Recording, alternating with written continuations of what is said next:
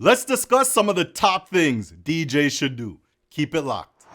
Welcome to the DJ Network. I'm DJ Busby, and on this video, we'll be going over some of the top things DJs should do. Now, today's a special one. Today, I'll be highlighting one of the top DJs in our industry and his take on the top 5 things DJs should do.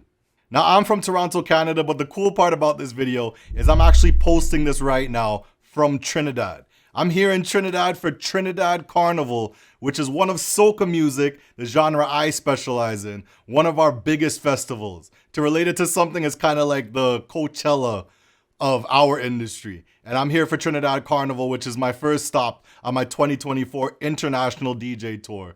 And if you've never heard about Trinidad Carnival, it's basically a couple weeks of hundreds of big festival events, paint parties, and a huge carnival parade experience. Some of the sexiest women from all over the world fly in for this festival, and it's full of partying, drinking, and soca music. So make sure to check that out and add it to your bucket list. But before I go, I want to highlight some of these amazing points that our guest today brought up on my podcast, the Up From Here podcast. The link for the full podcast is below in the description, so make sure to check it out and make sure you subscribe there too for the Up From Here podcast. Now, he's going to go over some of the top things DJs should focus on when growing their brand. So check out this clip from my good friend DJ Jel, who has built a very successful DJ business for himself and has a lot of amazing knowledge to share to aspiring DJs. You know, there's some very important things that I've noticed you always preach that more DJs should do. You know, this is a responsibility that we have. That's right. Definitely one of them, right? And I was going to start with that, but give people that as well as some other ideas of, you know, things that are important to study and do when it comes to your craft. How long this podcast running for? Nah, but I would say top 5 for sure. Anyone to do mixes. Let's start with the bare minimum, right? I think for anyone to hear your level of talent, and no offense, not everyone has the time to stand up and watch someone play music.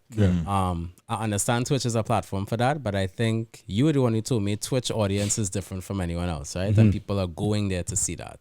If you want someone to pay attention, most of us were busy in our lives, right? We're always on the go. So I think mixes is definitely number 1 in anything you do. Okay. If you're going to do a mix now, you have to put out the track list. You have to, like, people listen to things and they're like, well, what song is this? Then you have to go on Google the lyrics. Half the time you ain't even know what the lyrics are. Right. Facts. And then you put it on Shazam. You're facing it right there by the speaker. And Shazam giving you some outer timing name. But having the track list is easier there. And it gives you that credibility too. People appreciate that. And I saw that in my success that a lot of people appreciate that because people don't do it. DJs in general don't do it. Yeah. There might be a handful of DJs that do it now, but I was one of the pioneers to start that. You were. And for practical. Well, for digital. For CDs, I think it had always existed. Yeah. CD DJs like DJ Spice would put like a track list and then. Right. But now in the digital space, people think that it's so hard. You have to type it up. No, I think you could actually pull it from the software that you use. Yeah. Serato. I honestly think that like DJs don't do it because they want to have exclusivity to the song. No, I think it's just laziness. That's me. For real? I think so. I think some people this was going to get into laziness, so they don't know how to. That was my next point. Okay. Yeah. For practicality purposes, right? For being practical and telling people the way to do it and how it is easy. Yeah. Instead of just saying people don't realize how easy it is. Right. Most people think it's hard. Right. From a practical standpoint, how do you do it? Well, I even have 2 TikTok videos on this and 2 Instagram reels, but it's very easy. You go into Serato DJ Pro. If you recorded it on Serato, the rules are different for Tractor and for Virtual, depending on how you record. You go in, you go through your history, and then you go to the date in which you record the mix, you highlight it, and you hit export. You have to make sure you're logged into your Serato account, right?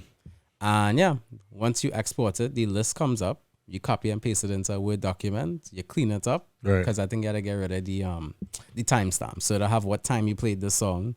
But other than that, that's it. So all of those, it's extremely easy, guys. It's just a matter of doing it. The crowd will appreciate you for it. I've seen that. Right. Jel told me one time too. He's like, put your track list in. Yeah. Put your track list in. And I started to study it and figure out how. And when I did it, I would get messages like, not all heroes wear capes.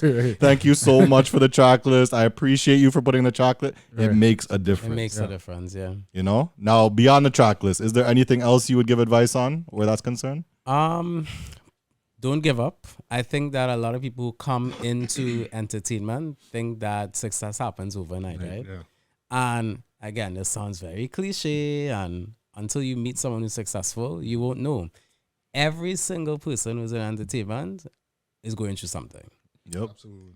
They're always balancing 5 million different things, whether it's relationships, work, family, whatever the case may be. But if you love what you do and you want to be an entertainer, you have to put in the work and you have to be consistent and persistent. Right. You have to want it, and you have to want it bad.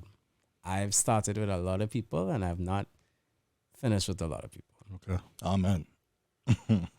And then the other thing, showing your personality, networking. Right. That's something that I wish I took advantage of a lot earlier in my journey, because I don't want to say I'd be a lot further, but I could have avoided making certain mistakes. Okay. So elaborate. What do you mean? Like I said, you can't do everything alone. Yeah. So I think I came into the industry thinking that I could when I couldn't. Yeah.